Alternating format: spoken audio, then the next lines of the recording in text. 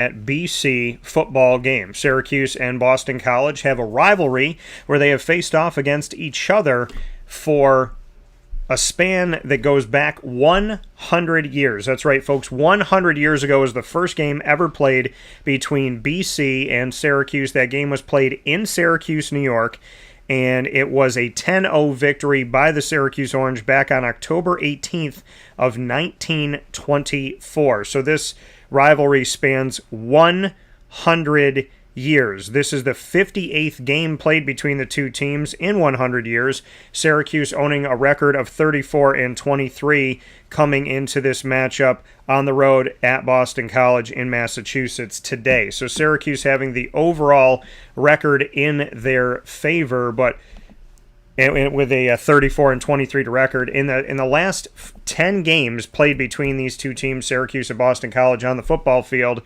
it has been 5 games for BC and 5 games for Syracuse. So they have split in this rivalry in the last 10 games, but Syracuse all-time 34 wins over Boston College to 23 losses, this being the 58th game between the two, as I said, 58th game between the two in a rivalry that goes back 100 years, back to October 18th of 1924. So, welcoming you all in. Appreciate you all being here as we have this conversation. Going to give you a little recap, and of course you can respond to this video and give your thoughts on the first half between the BC Eagles and the Syracuse Orange, and tell me what you're thinking here within this game.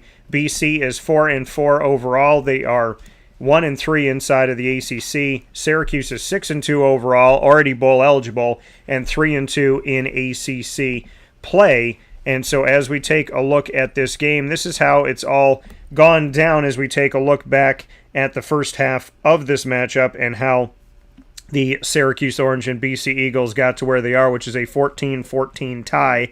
Currently, this is how everything went down in the game from the beginning to now. So, the Eagles ran at will on their first drive of the game after Syracuse gave up the ball on, I shouldn't say gave up the ball, didn't come away with any points on their first drive. On the Eagles' first drive of the game, which followed Syracuse's first drive, the Eagles ran at will on the Orange but didn't score from close, and a field goal try was no good from point-blank range to save the Orange and keep the score 0-0. The Orange got a 40-plus yard run by Kyle McCord shortly after, but it was called back due to holding.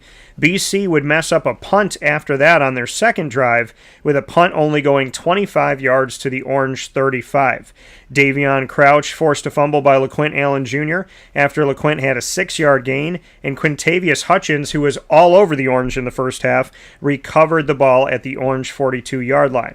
BC would score off this turnover by LaQuint Allen when running back Kai Robichaux ran 3 straight times. Those were the only 3 plays of that drive. Following the fumble by LaQuint Allen, it was all Robichaux, and he put on a show with a 5-yard gain, a 3-yard gain, and his last being a 34-yard gain on the ground, which would go for a touchdown, the first score by either team in this game, making it 7-0 Boston College with 2:43 left in the first quarter.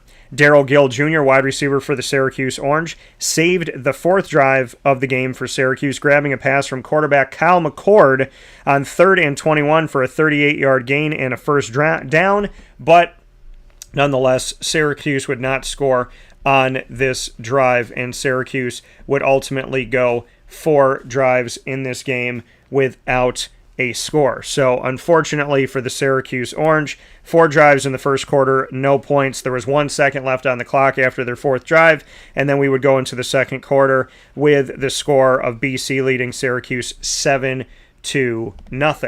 From there, now on 5 drives, Syracuse would have no points to start off the game after turning over the ball on 4th and 2 on an incomplete pass where the team, head coach Fran Brown and the Syracuse Orange decided to go for it. Quarterback Kyle McCord had a pass intended for wide receiver Justice Ross Simmons, who had 2 touchdowns in his debut for the Orange last week in an overtime win, 38-31 over Virginia Tech. This would be an incomplete pass, and Syracuse would turn the ball over. The first completed pass, so talking about an incomplete pass on 4th and 2, to the first completed pass of the game for Boston College. That first completed pass by Boston College of the game comes from quarterback Thomas Castellanos, and it goes for a touchdown. So no complete passes in the game. They were running the ball a lot. So no complete passes for BC until there was 8:55 left on the first half clock. And on the first half clock there, Thomas Castellanos, a 9-yard pass play to wide receiver Lewis Bond, which went for a touchdown, making it 14-0 BC. So kind of interesting there that the first completed pass of the game for Boston College ends up being a touchdown. They go up 14-0, and then after Syracuse did not score on their first 5 drives of the game, 4 of those coming in the first quarter alone, Aronde Gadsden would end the drought on Aronde Gadsden the second, muscling in a touchdown catch in single coverage on a back shoulder throw from Kyle McCord that was on a 17-yard pass play where Aronde Gadsden had his one arm out and the DB was connected with that arm. I'm not going to call it holding or not holding, but they were contacting each other, and Aronde Gadsden reeled in the ball, muscled it in on the right side of the end zone to bring the score to 14-7 Boston College with 6:32 to go before the half.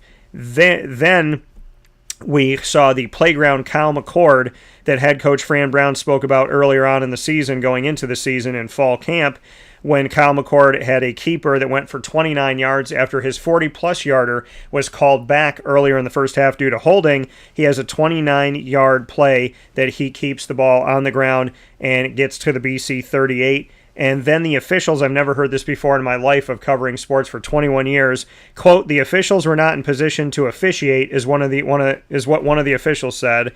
And so they had to replay third down, not because of a false start by the offense, but because the officials were not in position.